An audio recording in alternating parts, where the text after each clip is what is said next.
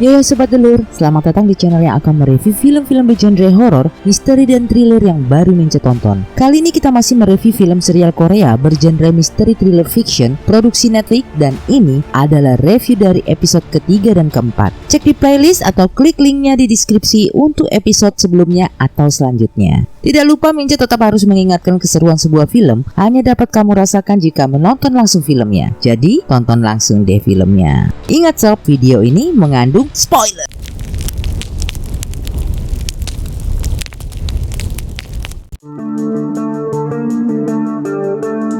Episode ketiga dan keempat ini dibuka dengan adegan flashback di mana Ketua Kim sedang menemui Dr. Song dan memberitahunya bahwa tanda penyimpanan data di pangkalan Balhae ada di bagian lantai, bukan di bagian pintu.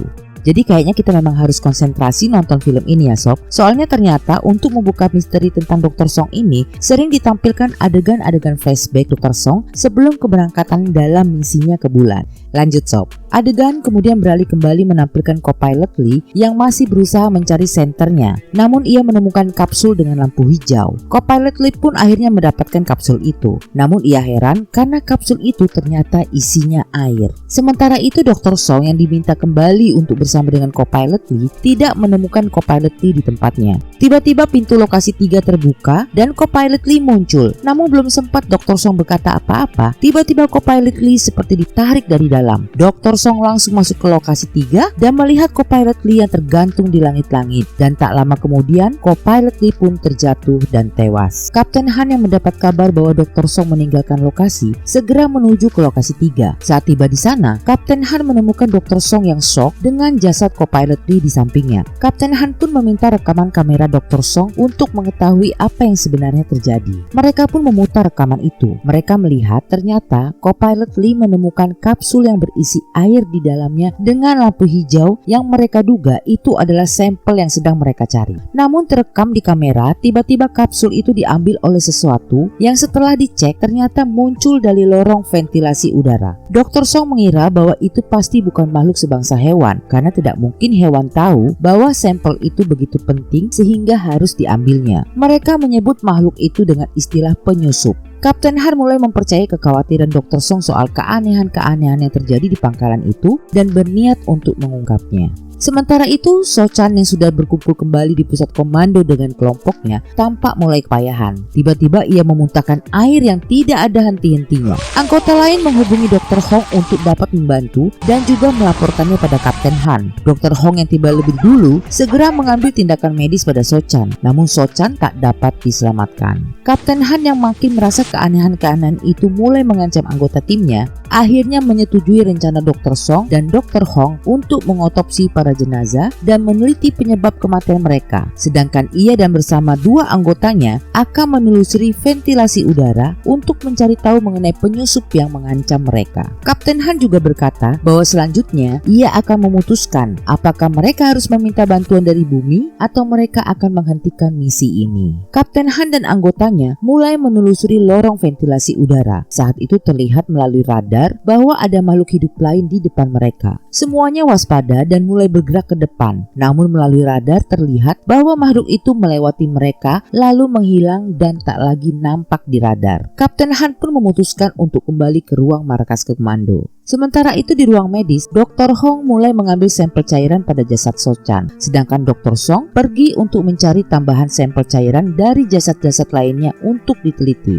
Saat Dr. Song mengambil sampel dari jasad di ruangan yang banyak ditemukan jasad para kru, Dr. Song terpana saat melihat jasad seorang wanita bernama Song Eun-hee. Nah, belum tahu ini sob, apa Song Eun-hee ini adalah jasad kakaknya Dr. Song yang sedang dicarinya atau bukan? Karena adegan tiba-tiba langsung beralih di mana Dr. Song kembali ke ruang medis dan mulai meneliti sampel-sampel cairan dari jasad-jasad yang telah diambilnya. Ternyata hasilnya semua normal. Tidak ada dari cairan-cairan itu yang mengandung bakteri atau virus yang aneh. Dr. Hong lalu menunjukkan sampel cairan Sochan yang ternyata terdapat endapan pada Dr. Hong untuk dapat diteliti. Sementara itu di ruang markas komando, Letnan Tae-suk menyampaikan pada seluruh anggota bahwa ia belum juga dapat menghidupkan sistem komunikasi pangkalan itu. Ia memerlukan seseorang untuk dapat mengganti panel di unit digital. Sementara ia akan menyunting sistem protokolnya. Permasalahannya adalah lift untuk menuju unit digital tak berfungsi, sehingga harus dilakukan dengan keluar dari pangkalan. Kapten Han mengajukan diri untuk melakukan penggantian peralatan itu karena mereka harus cepatnya menghubungi Direktur Choi di bumi. Sebelum keluar pangkalan, Kapten Han menemui Dr. Hong dan Dr. Song bahwa setelah mereka dapat terhubung dengan bumi nanti, ia akan meminta Direktur Choi untuk menyelidiki ulang insiden 5 tahun lalu itu. Tetapi asalkan mereka dapat membawa sampel itu. Dr. Song memberitahu sesuatu yang selama ini dirasa Dr. Song janggal, yaitu di mana saat ia bersama jasad co-pilot Lee, penyusup itu tidak berusaha menyerangnya. Padahal dalam ilmu astrobiologi, hewan yang mengintai mangsanya akan menunggu dalam jarak tertentu sebelum menyerang mangsanya. Saat itu ia berada dalam jarak kritis di mana makhluk itu dapat saja menyerang Dr. Song. Tetapi penyusup itu memilih tidak menyerang Dr. Song, tapi malah lari melalui lubang ventilasi. Sepertinya penyusup itu familiar dengan struktur internal pangkalan Balhae, sehingga Dr. Song berpendapat kemungkinan penyusup itu adalah penyintas. Namun Kapten Han berpikir jika penyusup itu adalah penyintas, lalu kenapa ia tidak menunjukkan dirinya pada tim?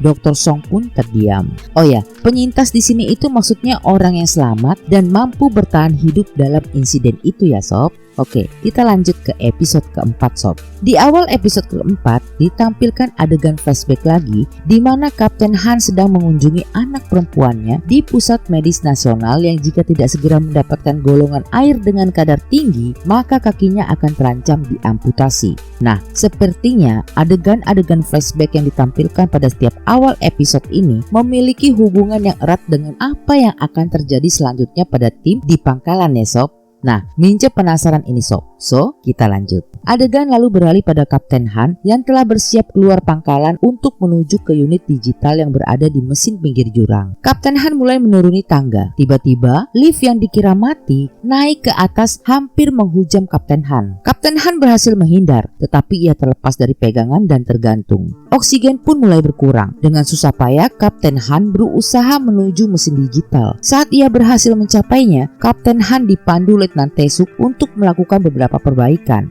Nah, saat ia berhasil melakukan perbaikan, oksigen tiba-tiba habis. Kapten Han pun mulai lemas dan terjatuh. Beruntung Kapten Han dapat diselamatkan, tapi sayang sob, ternyata sistem komunikasi tetap tidak juga dapat berfungsi. Saat tim sedang mendiskusikan itu, tiba-tiba mereka mendapat sinyal asing yang bukan berasal dari anggota tim. Sinyal asing itu akhirnya diketahui berasal dari ruang penyimpanan sampel di lokasi 3, yaitu ruang penyimpanan di mana co-pilot Lee terbunuh. Kapten Han dan anggotanya segera menuju lokasi penyimpanan 3. Ternyata sinyal itu datang dari alat komunikasi yang mereka temukan pada jasad co-pilot Lee. Nah, rupanya sob, co-pilot Lee lah yang pernah ditampilkan melaporkan perkembangan kinerja tim secara diam-diam pada SAA sebagaimana adegan dalam episode kedua. Alat komunikasi itulah yang ditemukan oleh Kapten Han. Kapten Han akhirnya mendapat ide untuk menghubungi Direktur Choi di bumi dengan menggunakan alat itu. Ia pun melaporkan tentang kematian 3 anggota timnya karena adanya penyusup atau penyintas dan menuduh Direktur Choi sudah mengetahui itu. Direktur Choi menjawab bahwa ia adalah penanggung jawab dari misi itu. Jadi, ialah orang pertama yang menginginkan tim itu kembali dengan selamat. Direktur Choi mengingatkan Kapten Han tentang penyembuhan anaknya yang memerlukan golongan kadar air tinggi dan juga keselamatan penduduk dunia. Karenanya, Direktur Choi meminta agar Kapten Han menangkap penyusup itu dan mengambil sampel itu sesuai misinya.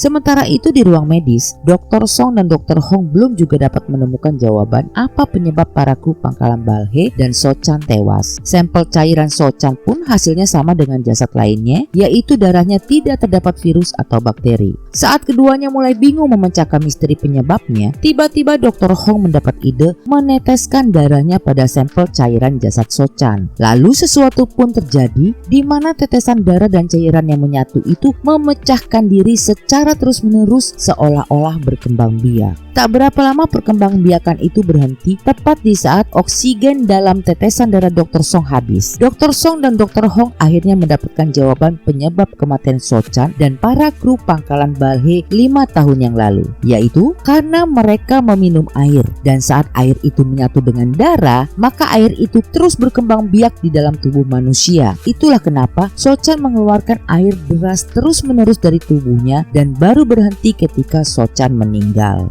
Adegan kembali beralih pada Kapten Han yang telah selesai menghubungi Direktur Choi dan sedang memberikan pengarahan pada tim. Kapten Han memberitahu bahwa mereka diberi perpanjangan waktu untuk menangkap penyusup dan mengambil sampel. Penyusup harus ditangkap hidup-hidup, namun bila sampel berhasil mereka dapatkan lebih dulu, maka mereka diizinkan untuk membunuhnya. Oleh karena itu, mereka diberi perpanjangan waktu hingga tim penyelamat datang. Tak lama masuk Dr. Song dan Dr. Hong. Dengan tegas, Dr. Song bertanya pada Kapten Han bahwa apakah sampel yang akan mereka ambil itu adalah air, dan Kapten Han sudah mengetahui itu. Kapten Han yang merasa sudah tidak mungkin lagi menyembunyikannya, akhirnya mengakui bahwa ia diberitahu Direktur Choi bahwa sampel itu adalah air yang diberi nama air Luna oleh ketua tim pangkalan Balhae, yaitu Dr. Song Won Kyung, yang tak lain adalah kakak wanitanya Dr. Song, dan pangkalan Balhae adalah tempat untuk meneliti air Luna itu.